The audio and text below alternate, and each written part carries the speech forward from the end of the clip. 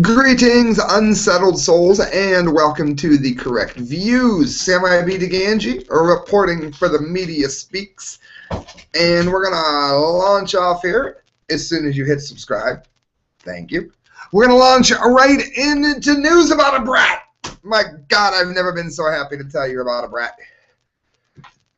Again, originally Cantor was a Tea Party member, so maybe Brat will be another Cantor, but we can hope not. Listen to this. Fake conservatives terrified Cantor loss were emboldened Rand Paul and Ted Cruz. Well, Rand Paul is... I put this on the Facebook account for those of you that are following me there. Never has anybody tried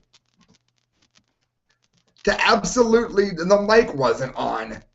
Well, if you just joined in, that's great. Christelle, my behind-the-scenes queen, left me for dead. And we haven't gotten into the news yet, so if it just jumped in, don't worry about it. Brat has won. That is hilarious. Brat the Rat has won. Now, again, let's hope he's not like Cantor. Let's hope he's not a tea bagger instead of a tea partier. But it looks like we've gone in the right direction here. Steve Watson, PrisonPlanet.com, GOP Congressman Peter King has perfectly encapsulated the fear running through establishment Republicans following the victory of Tea Party favorite Dave Brat, who won the Republican primary for Virginia's 7th Congressional District. I'm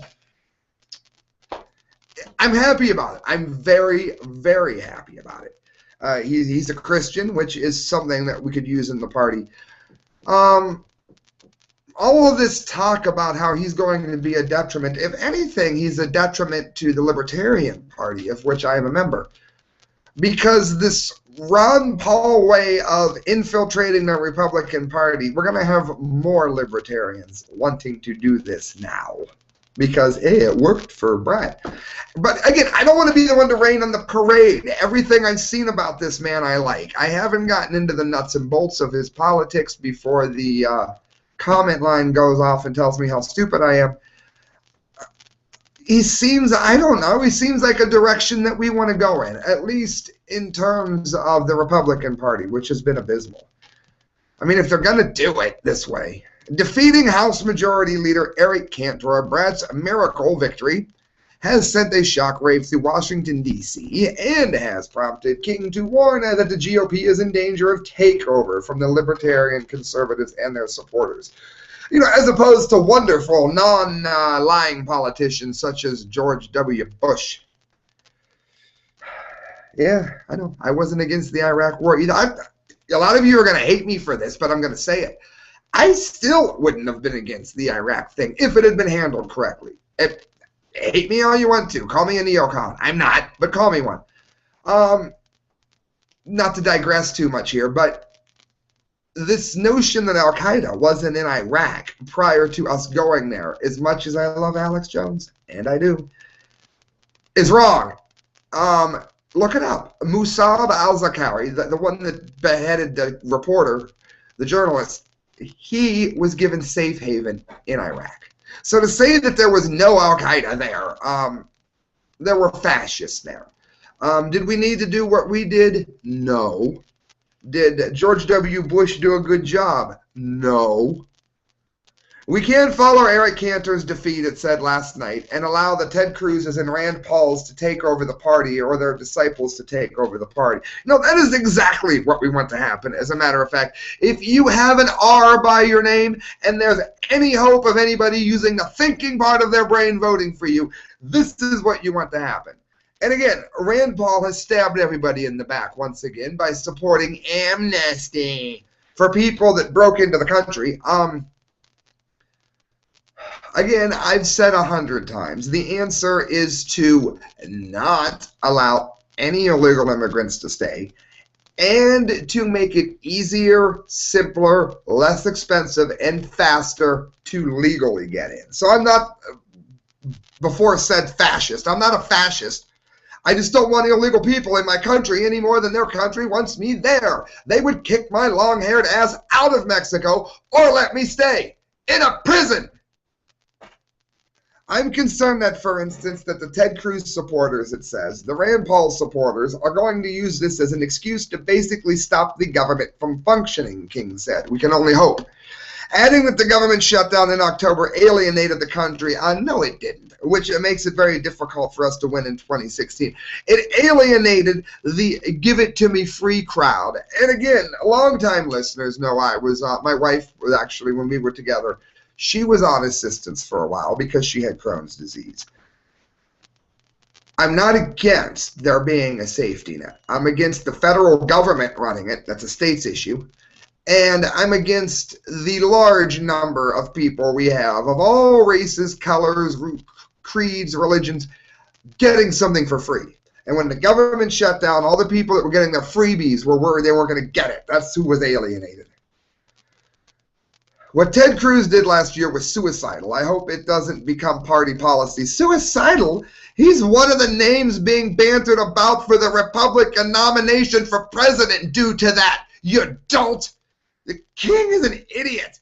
This is not conservatism to me. No, conservatism is bombing a wedding in Pakistan.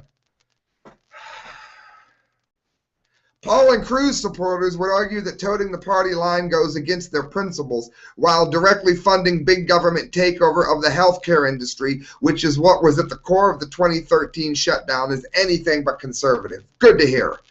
So, I mean, basically, King has come out and proved himself to be an absolute idiot.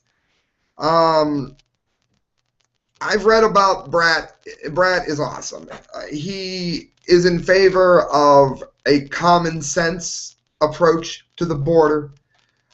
He is in favor of getting rid of Obamacare and letting this become a states' rights issue. He's in favor of a lot of things that are on the right side of history. So congratulations, Brat. Don't become a cantor, because I can very easily turn this camera on and talk about how you betrayed us. And I don't want to have to do that. And ask my listeners. I will.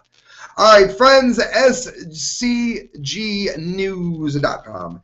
The Las Vegas shootings, the Alex Jones anti-government connection, here comes trouble. This is a very good article that I've seen on this. And I want to address a couple of things that I've been hearing that don't make any damn sense. One of them is this Batman connection. Okay, maybe there's some kind of an MK Ultra thing going on, because I know Sandy Hook was on the Batman map. And the guy dyed his hair supposedly to look like Heath Ledger, although the guy dyed his hair orange and Heath Ledger's hair was green. I've never understood that, but somebody colorblind spread the rumor, and now it's called fact. In any event, Christelle and I went as the Joker and Harley Quinn. It is not an unusual costume.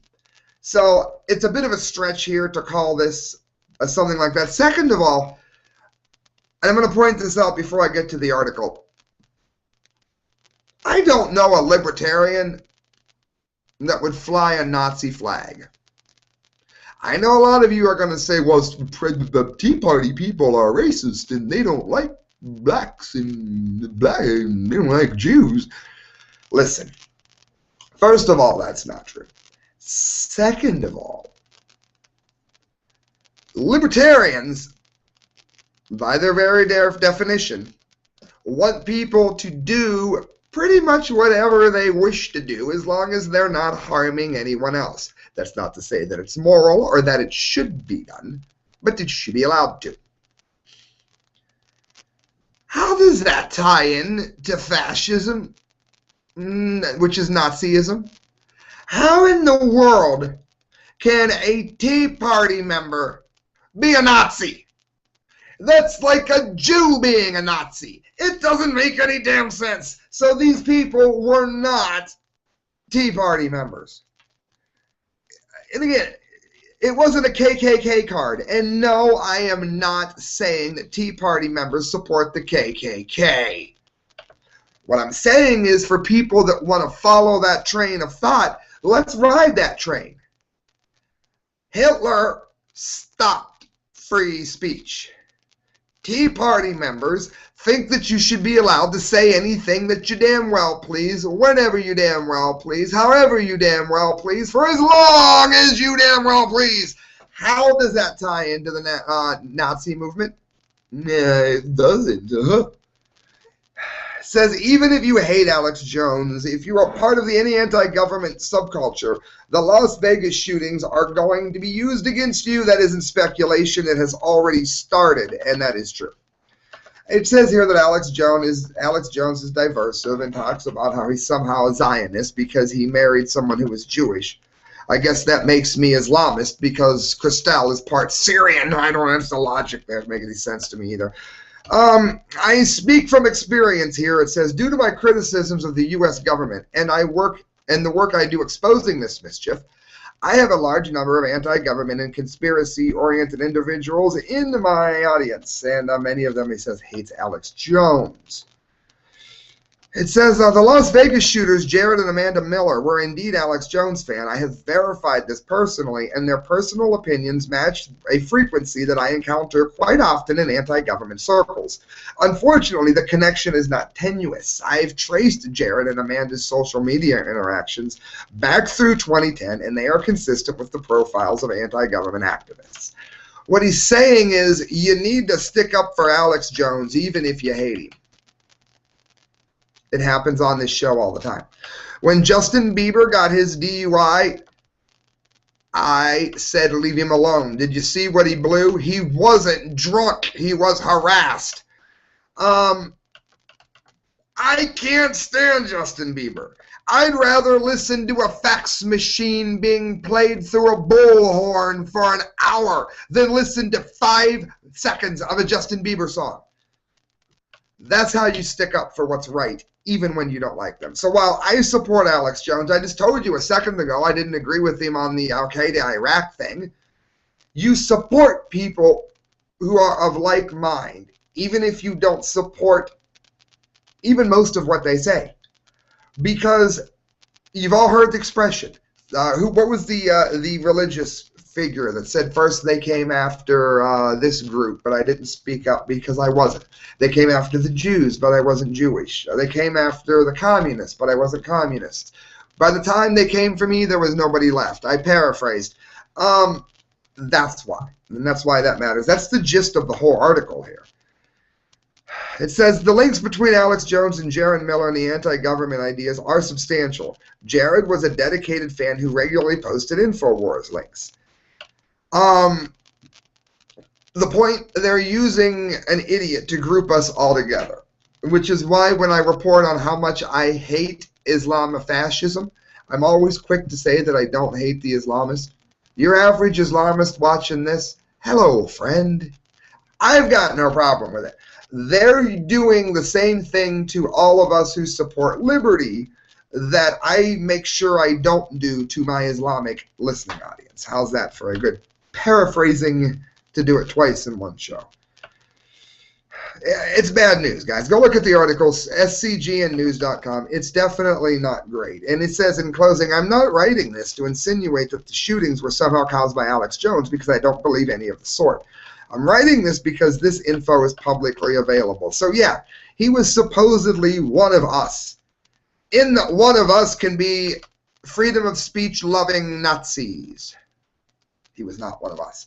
Friends, Infowars.com mentioned, it sounds like good news, but if you go to Fukushima Diary, to give you 2 links right in a row, they're cutting corners on this ice wall that I'm about to read about. And the trouble is that it's supposed to have like a clay base. They're cutting that off because to save money, that's the easiest way to do it. That's going to make the ice wall not work properly. And they're already going into uncharted territories by trying to do this. If you're new to the topic, there's a quadruple meltdown, melt-through, melt-out happening in Fukushima. And they're trying to prevent the water flowing into the ocean to some degree by putting up an ice wall. And they're cutting corners on the ice wall. Normally it's been used in the past for like subway station construction and things like that. Tokyo Electric Power, which is TEPCO, which is GE, which is who you never want to have any stock in. Get your money out of any mutual fund that they're in. On Monday, started building a huge underground ice wall around the Fukushima #1 reactor plant to reduce the generation of toxic water at the crippled complex. And it's from the Japan Times, I should say. It was linked on InfoWars. So if you do hate Alex, all he did was link it. TEPCO, as the beleaguered utility is known, plans to finish the 1.5-kilometer wall and have it up and running by the end of March 2015. Meanwhile, 300 tons of nuclear contaminated water go into the ocean daily. It will then take a few months or so to fully freeze the soil, the official said. The government-funded project, it's 1,550 pipes that will be inserted into the ground to circulate coolant and freeze the surrounding soil. It's aimed at preventing the groundwater from seeping into the plant's 4 cracked reactor buildings. You know, we're going to cut cost on this. GE, we bring good things to life. Bastards. Last month, nuclear regulators gave the green light to the unprecedented project after the utility succeeded in convincing them that it will not trigger significant subsidence that could further endanger the buildings. In other words, they're sitting like this.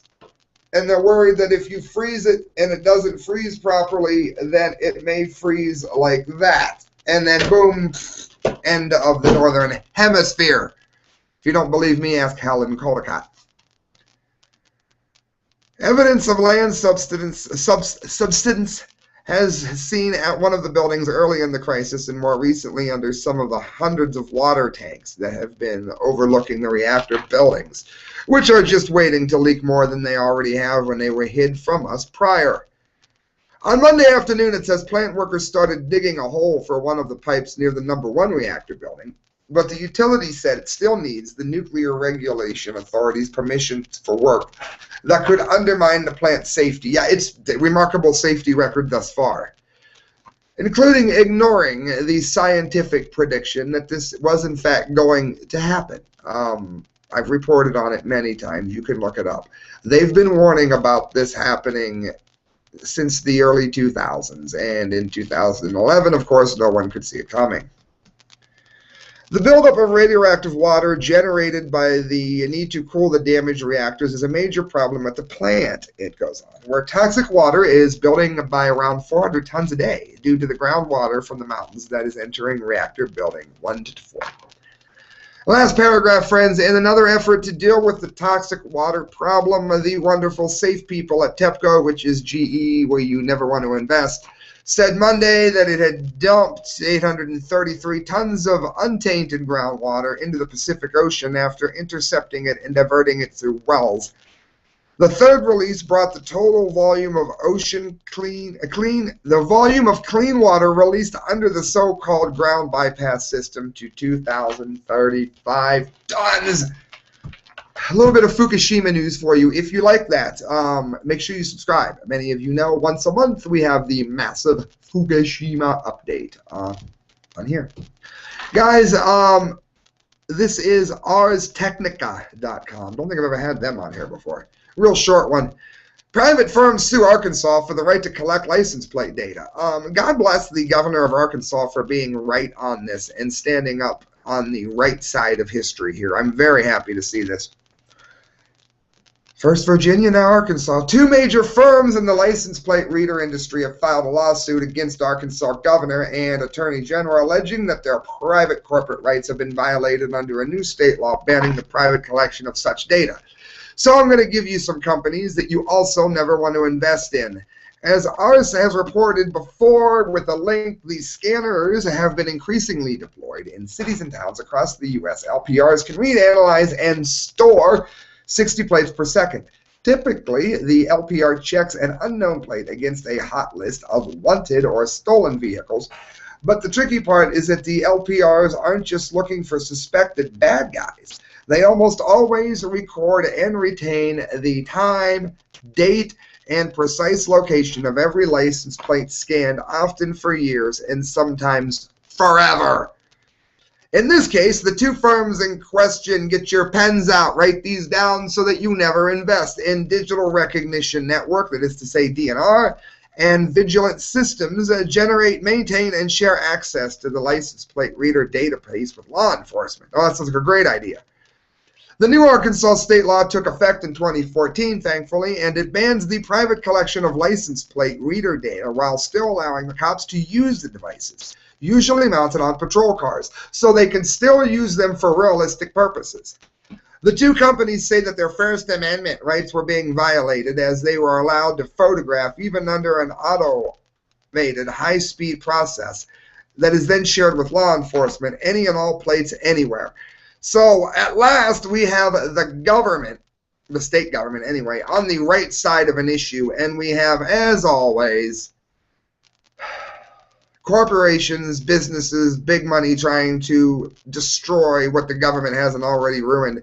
I've told you repeatedly, friends, that is the basis of fascism, which is why the Millers were not one of us. You can read the rest, guys. What am I saying? What's my point? Support the governor of Arkansas and thank him for being on the right side of history. Friends, you're listening to The Correct Views. I got a few more stories that I do very much want to get to. But before I do, I want to invite you guys to look up the work of Mike McLaughlin. He is an amazing writer. He does fiction, he does short stories, does poetry, a little bit of everything. And if you like that kind of thing, and if you don't already, you will when you read his, I encourage you to go and look up his work at facebook.com, Mike McLaughlin. You will love his stories. And while you're at it, go to amazon.com and look up the books A Sleep Unknowing, the short story The Lucky Leprechaun. It's like a Tales from the Crypt kind of thing. And the persuasive essay Risen. All of them are written by me and for sale at Amazon Kindle. Look it up. All right, guys, Infowars.com has, I didn't see if they linked this before I give them more credit. I'm sure they did. Honey, the solution for antibiotic-resistant superbugs. This was excellent news because this is a very easy fix. Yes, this is Infowars, Elizabeth Rentor. This is excellent news because I've seen it on Natural News. I've seen it on the Natural Society. I've seen it everywhere. The natural antibiotic properties of honey. And if you think about it, everyone likes honey, but nobody really ever eats it. I don't. But when I do, I put it on everything. It looks like we all just might want to up our honey a little bit here. Study after study after study. If you think I'm a nutcase, look up the facts yourself. It's not that long of a story. Antibiotic resistance is a true crisis, one that is growing and is even recognized by the federal government as a near-future crisis. And overdependence on antibiotics and sanitization of everything has helped bacteria evolve into unstoppable superbugs. I'm for one, am not a firm believer in this. What's causing it is most of the antibiotics that is used in food because they don't want to raise food properly. They give the animals an overdose of antibiotics practically just to keep it possible to raise them in a pen so small that they can't turn around. I've said it before, I'll make it quick. A lot of times you do need antibiotics for viruses. Why? Because a virus can attract mucus, and the mucus will attract bacteria. You now have a bacterial infection. So if you have mucus, it's not a bad idea to have some kind of antibiotic if it's starting to become discolored. Having said that, you can avoid getting sick and even needed antibiotics. Look up how to avoid the dreaded cold, mediaspeaks.com. Best article I've ever written. It says the solution is complex and involves reducing our use of antibiotics, but it may also include the use of something as beautifully simple as honey. The unique property of honey lies in its ability to fight infection on multiple levels, making it more difficult for bacteria to develop resistance, said Susan M. Menschwitz, PhD, leader of the study, presented at the 247th National Meeting of the American Chemical Society. So again, if you hate Alex Jones, it's a doctor that said it. I also want to say, if I may, that we might want to develop antibiotics that work on multiple levels. Maybe she's on to something there without even knowing it. Honey, Dr. Meschwitz went on, acts using a combination of components toxic to bacterial cells, including osmotic effect, high sugar content, so be careful, diabetic friends, polyphenols, acidity, and hydrogen peroxide. Honey may also disrupt quorum sensing, which weakens bacterial virulence, rendering the bacteria more susceptible to conventional antibiotics, Meshwish said. It goes on that her research isn't the only to identify the powerful antibiotic. As I've mentioned, you can find the studies of the Natural Society's Christina Cyrick and many others. She mentions how it's awesome for Streptococcus aureus, that's strep throat, I believe. Methicillin often, which is methicillin resistant, which is antibiotic resistant, and even MRSA. 15 antibiotics were tested with and without sublethal concentrations of Manuka honey against each of the MRSA, MRSA, and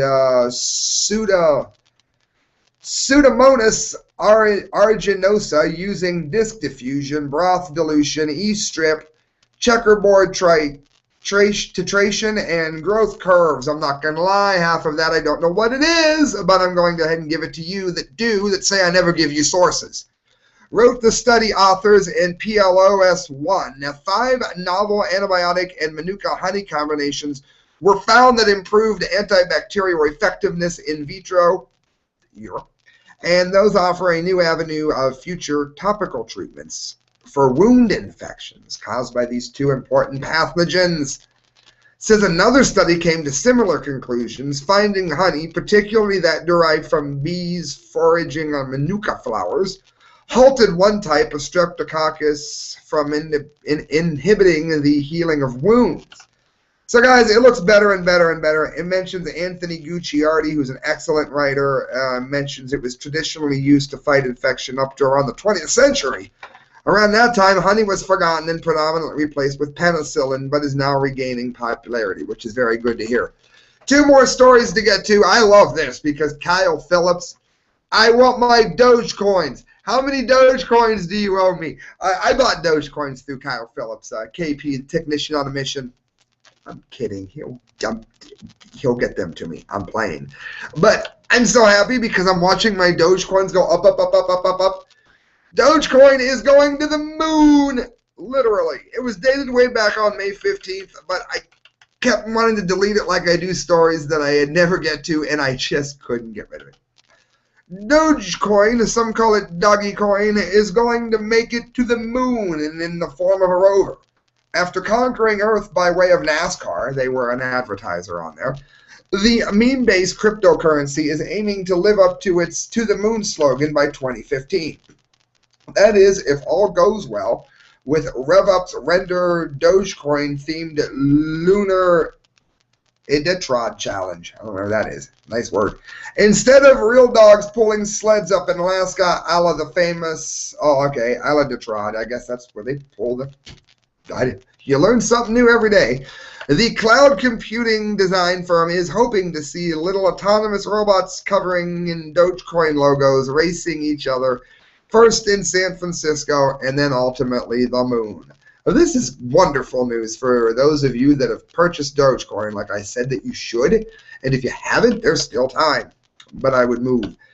RevUp forked over the seed money to snag the Dougie-themed competition a spot on Google's forthcoming Moonlander. In the Lunar Iditarod, participants would first design and build micro-rotors the size of smartphones dubbed Doge sleds that would race against each other on Earth in 5 different stages. Competitors must pay in Dogecoins to enter each stage naturally. The first stage costs 2,500,000 Dogecoin to enter, about $1,050 worth at the time of this writing, and each subsequent stage will go up in Dogecoin price. I don't have that many, but I may say I probably wish I did. The top 3 Doge sleds are the winners of the 5th and final stage, and those selected by 7 judges will then be sent to the moon on the Google Lunar X Prize Team's Lunar Lander. There, the 3 Dougie sleds will then race against each other on a 9-meter course on the lunar surface. They're looking to make this happen in the 4th quarter of 2015, so it's not ages off. You'll know if it's going to make it the closer we get. And there's a lot more on there, but friends, I'm not going to bore you with that. Look it up because it's awesome. The article, I gave you the link. And that brings us to the dumbdee of the day. I do a dunce cap of the month once a month, every month. And I ended up, even though I do 6 or 7 at the end of the beginning of the month when I do them, I always end up with too many dumbdee stories to possibly get to in one show. So I do the dumbdee of the day to close every show, and that's what I'm doing now. Paul Joseph Watson, PJ Dub, PrisonPlanet.com. Wait till you hear this. Middle school students who complained over dress codes suspended for terroristic threat. Yep, you can tell right there, dumbdee of the day. You know as soon as you see it. 24 Spalding County middle school students were suspended after a Facebook post which encouraged classmates to break the dress code, characterized by a terroristic threat by the principal. Now, what I'd like you to do is go to Spalding County Middle School on Facebook and let them know how stupid they are and let them know that you were sent from the correct views. Hey, anyone that asks why you sent the dunce cap back, anybody who asks that on the Department of Education's page, I'm going to go ahead and promote your favorite charity and give $5 to it. The post asked other students at Crowan Road Middle School to carry on, to flout the rules for the final week of term by wearing red on Monday. Despite the fact that most of the students simply shared or commented on the Facebook post and didn't actually break the dress code, they were suspended anyway. Any stupid rule like that already deserves to be broken. The principal was like, okay, you're a threat to our school, and then suspended me, the 7th grade student told WSB-TV. To me, it was just a bunch of 13-year-olds acting crazy, said Christopher Cagle, nice name, the father of a suspended honor roll student, who added that the principal did not inform any of the parents before suspending the students, labeling their actions a terroristic threat. That's because we're labeling you the dumbdee of the day. The students now face a tribunal to hide if any further disciplinary action should be taken. Yeah, he should be taken out of the school and moved elsewhere. The story again highlights how schools across America are increasing adopting zero-tolerance policy. What does a green shirt have to do with a red shirt have to do with a zero-tolerance policy? That is the dumbdee of the day. Spalding Middle School. Contact them. Let them know they're idiots. Why? Because that's why I do these shows. Point out the stupidity. You guys can stop it. There's more of you than there are of me. Friends, you're listening to The Correct Views. Thank you for doing so. To donate, to help the show get better, I want to bring you a better show. Go to thecorrectviews@hotmail.com. Hit subscribe, hit share, hit remix if you're on YouTube. That'll put this video upon your channel. And thanks for listening, friends. Go to themediaspeaks.com. Look up the work of Kyle Court D. Lake and myself. We're always posting videos and articles. See you on the Saturday edition, 2 p.m. Good night, friends. God bless.